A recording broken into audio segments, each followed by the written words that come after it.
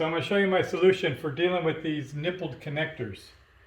The connectors that you have on here are these little rubber, they look like little rubber cylinders. And inside that is, when you cut them open, they have a little metal piece. And that's what these nipples are supposed to be connecting to, right?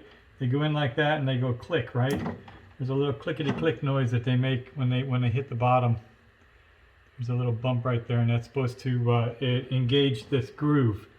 The problem is these rubber sheaths get hard.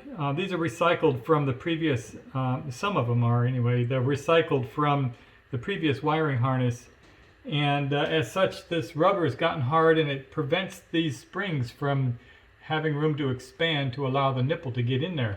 And so like on the thumbnail for this video, what you end up doing is pushing wires that go like this, and they get all scrunchy, and you know, it's like pushing a wet noodle. You can't assure that you're going to have the right connection, and it's just not really reliable. So my solution is to cut open these connectors, and you can see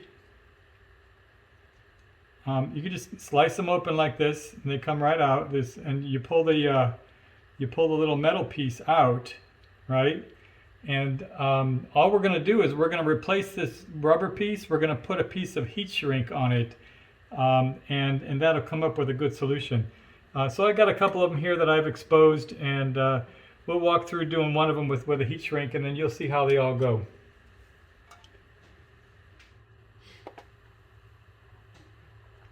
All right, so this is the heat shrink material that we're using. This is a neat little kit here. I think I got this at Harbor Freight. Comes with a lot of different sizes. You got, you know, really big ones, got some smaller ones, really tiny ones for, you know, little tiny projects. And what we're using is the medium size. This size right here. I think it says on here it's good for up to 800 volts. I mean, come on, we're only going to be pushing 12 volts in there. 125 C. And you know, being in an engine compartment, it's only going to get shrunk even more. So it's going to be a great solution. So you take one of these out, and you can see here's the original rubber connector. And all you need to do is, you know, cut that in half, make it match about the same size.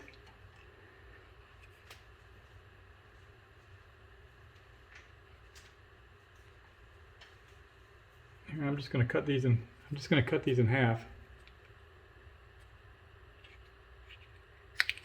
Cut really easy with scissors. I've never used the heat shrink stuff before. The trick with this is just plan ahead.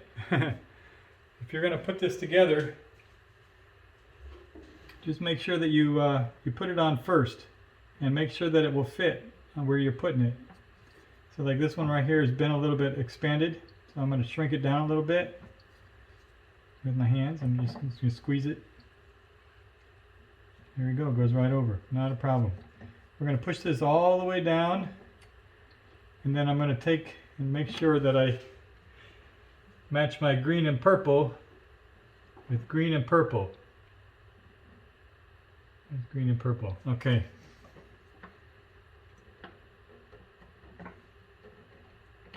All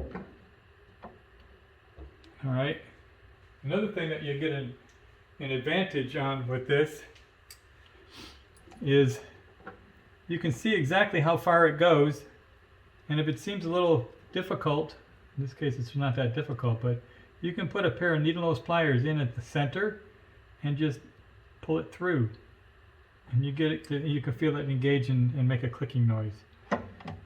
So that's in there. It's not really that complicated. I just need to get this little heat shrink to come back. Slide back and get it evenly spaced. Feel for the ends here.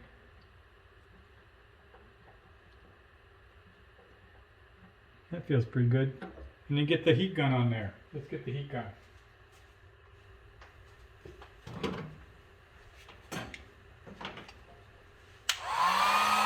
Alright, again, Harbor Freight.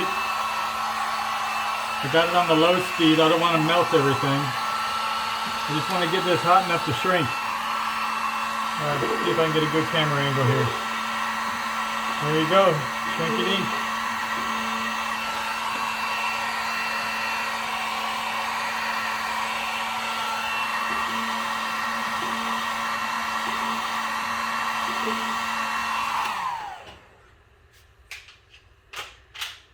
Now, you can see how this is, it conforms really nice to the metal piece.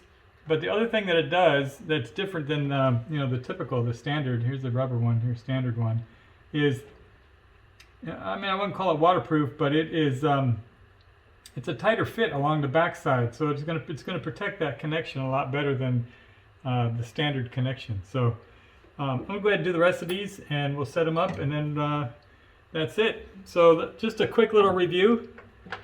If you're having problems with these wires and you're having difficulty getting them to go in there, just cut the rubber off, put some heat shrink on it after the fact, and Bob's your uncle. You have a great solution.